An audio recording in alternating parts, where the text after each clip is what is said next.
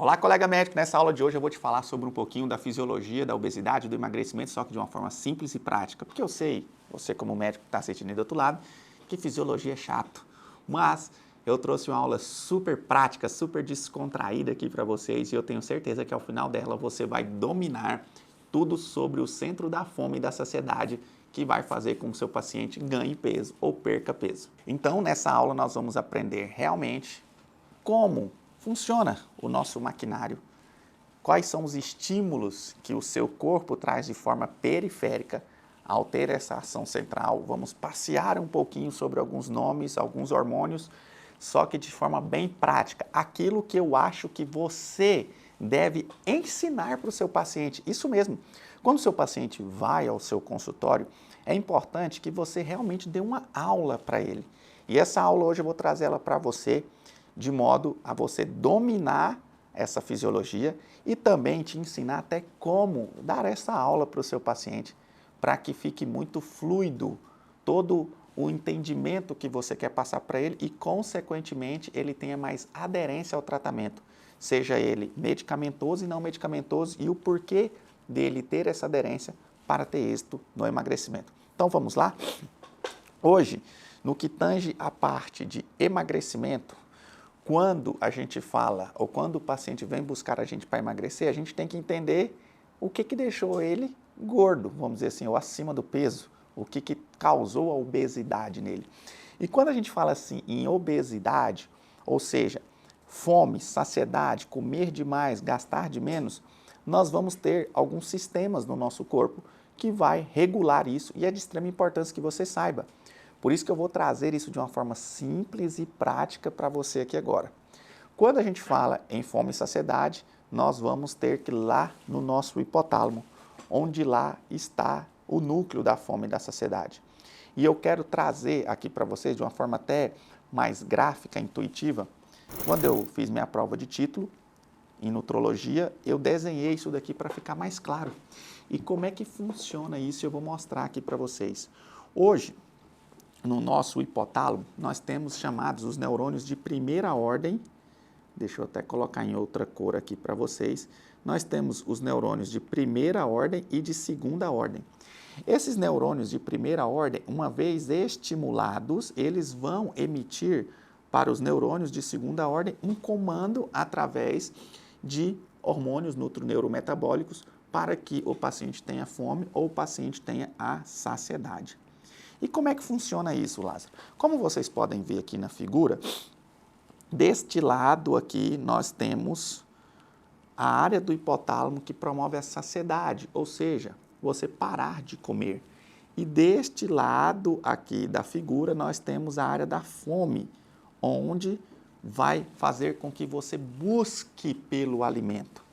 E diante disso, eu já quero trazer aqui para vocês um conceito. Lázaro, o que faz a gente ter fome e o que faz a gente ter saciedade?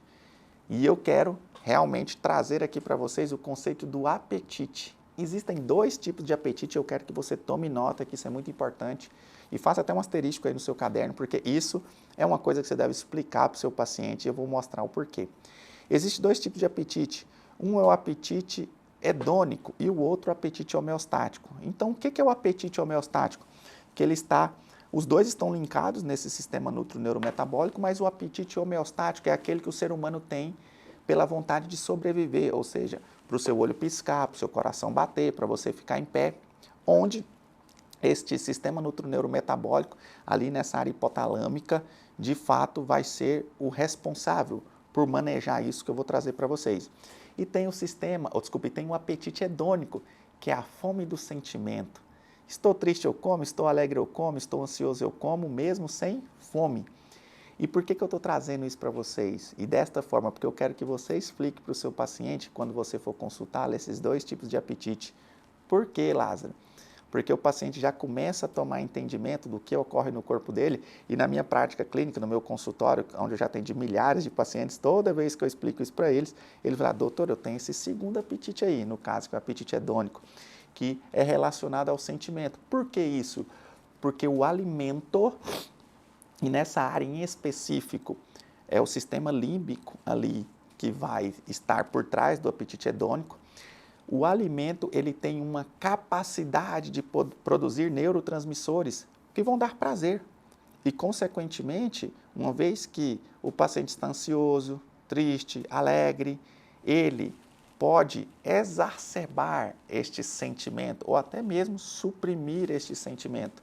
Por exemplo, o cara está muito ansioso ali, num dia de trabalho muito intenso, e ele vai lá, e quando eu falo isso é alimentos palatáveis, seja o doce ou o salgado, aí ele vai pedir uma pizza, aí ele come essa pizza, relaxa, fica um pouco mais calmo.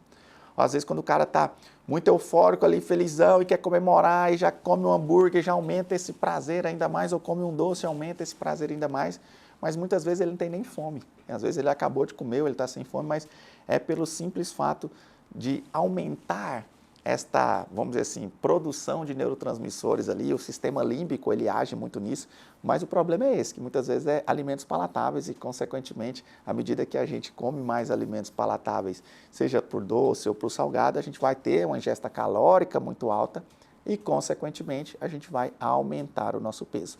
E aí, nessa parte do apetite agora, que envolve ali a parte hipotalâmica, ou seja, onde a gente precisa para o nosso olho piscar, nosso coração bater, para a gente ficar em pé, para as nossas células se movimentarem ali, eu vou explicar isso para vocês de uma forma simples e prática, tá bom? Então vamos voltar para a figura aqui novamente. Toda vez que a gente tem fome, e aí já anota aí a dica, tá? Só existe um hormônio que estimula a fome, que é a grelina. Este hormônio, ele é liberado, deixa eu mudar a cor aqui para vocês, deixa eu colocar aqui, é a grelina. Este hormônio, ele é liberado pelo estômago e ele vai agir lá no núcleo arqueado do seu hipotálamo, principalmente nesta área específica, que é a área do neuropeptídeo Y e da proteína relacionada ao AGOT, onde, ao estimular a fome, ele vai mandar um sinal aqui na área lateral hipotalâmica, onde vai produzir esses neurotransmissores, promovendo ali a fome e uma diminuição do gasto energético. Então, o seu paciente, uma vez que ele tem fome, o hormônio responsável a nível periférico para isso é a grelina. Uma vez que você tem fome, eu vou colocar de forma didática aqui para vocês, tá? Mas por que eu estou falando isso? Porque a fome e a saciedade elas vão ocorrer ao mesmo tempo.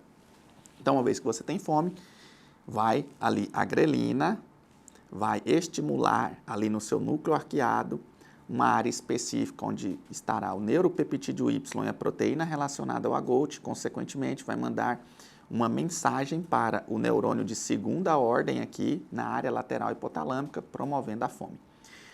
Em contrapartida, toda vez que você for buscar ter saciedade, os hormônios periféricos da saciedade vai depender de cada órgão.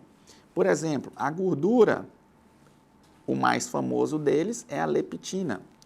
No intestino é o GLP-1, que consequentemente também aqui já vai estimular a saciedade. No pâncreas, o mais conhecido de todos é a insulina. Claro que, como eu disse, são vários hormônios a depender do estímulo periférico que vem, mas todos eles vão estimular no núcleo arqueado, o neurônio de primeira ordem, ali a área do PONC e do CART. Essa área do PONC e do CART vai estimular o núcleo paraventricular nos neurônios de segunda ordem, promovendo a saciedade, ou seja, o seu paciente vai parar de comer e, consequentemente, também vai ter um aumento do gasto energético. Por que eu expliquei isso de forma separada e didática para vocês? Como eu disse, isso acontece ao mesmo tempo. Por quê? Uma vez que você sabe muito bem isso, você começa a tomar entendimento de como você pode otimizar o emagrecimento. Por quê, Lázaro? Porque existem medicamentos que só agem aqui, na área da saciedade. Existem medicamentos que só agem aqui, na área da fome. Vou dar exemplos aqui para vocês. Quando eu quero promover a saciedade, tem um medicamento muito conhecido de todos, são as canetinhas do emagrecimento, que são os análogos do GLP-1. Aqui, por que o Ozempic e o Saxenda funcionam? Por causa disso, para estimular. Está aqui o porquê que o Venvance estimula, ou desculpa, ele promove ali essa inibição da fome, porque ele vai agir aqui, ó. Porque o neurotransmissor relacionado a essa questão da fome, por exemplo, é a dopamina. Olha aqui outro medicamento que pode promover a saciedade, alfa-MSH. E quem que faz isso? Bupropiona com naltrexone. Bupropiona mais naltrexone. Então, por que eu estou falando isso? Porque os medicamentos eles não foram tirados do nada. Não foram tirados do nada. Uma vez que a gente entende a fisiologia de uma forma mais prática, a gente consegue realmente entender e poder trazer esses mecanismos para que a gente possa, ali, de fato, agir de uma forma mais assertiva. Lembrando também que, uma vez que você tem todo esse entendimento do sistema nutro-neurometabólico, da fome e da saciedade, e principalmente no âmbito medicamentoso, a gente vai sim ter que promover ali o déficit calórico associado à dieta ou treino para que a gente possa potencializar o emagrecimento no seu paciente. Gostou dessa aula? Achou complexo a fisiologia, sim ou não? Deixa aqui nos comentários as suas dúvidas, que vai ser um prazer enorme tirar. Gostou do conteúdo? Se inscreve no canal para receber mais aulas como essa e a gente se vê na nossa próxima aula. Um grande abraço!